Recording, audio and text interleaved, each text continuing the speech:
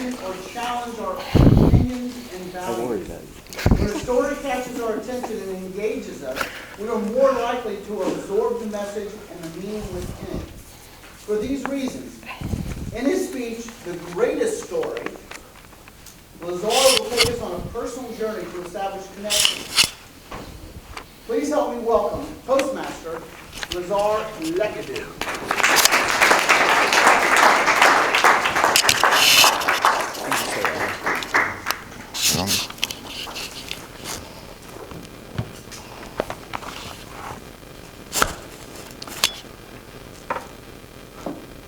By show of hands, who loves great stories?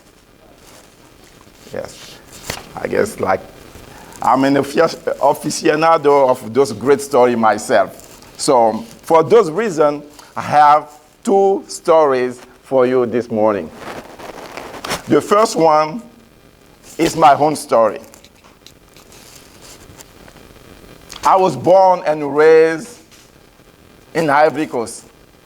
It's a French-speaking country in the west part of Africa.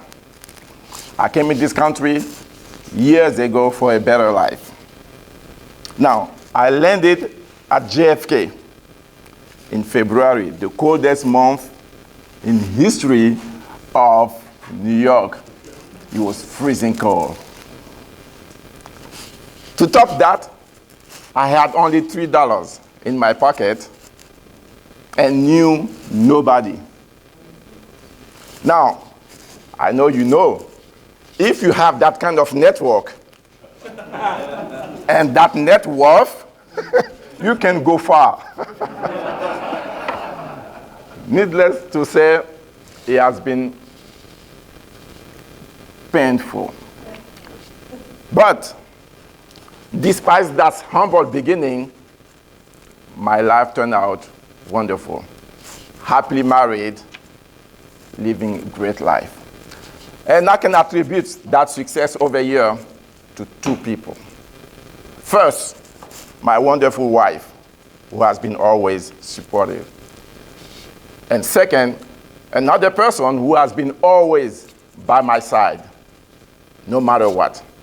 And my second story is the story of that person.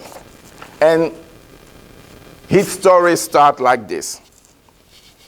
In the beginning, God created the heaven and the earth in 6 days. He also made Adam and Eve, who spent their days with God until they gave in into temptation. At that point, sin enters the world. Now, things got so bad that God flooded the earth, and it started over with Noah and his family.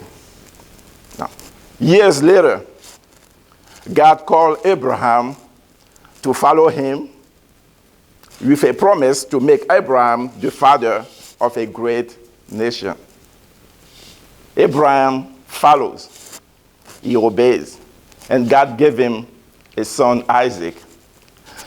Now, Isaac has a son, Jacob, and Jacob had 12 sons. Joseph, who was the favorite of Jacob's, has always become leaders in Egypt. And God used him to save his entire family and also Egypt. Strange. 100 years later, the Israelites were slaves in Egypt. And God called Moses, who is an Israelite, but raised as an Egyptian, to lead God's people out of slavery. Now, after Joshua took over Moses, and he led the people to the promised land. Sometime later, this is where things start shifting. God chose some other leaders after Joshua, like Deborah, Gideon, Samson, to lead and protect God's people. But the same God people were tired of that kind of leadership. So they complained. They wanted some kings. God gave them King Saul, and then King David, and then King Solomon. But from there, it went downhill. Everyone complained and then turned their back on God. Consequently, Israel was conquered and captured by Babylon. After 70 years, some of the exiles returned in the promised land. And for 400 years, God remained silent.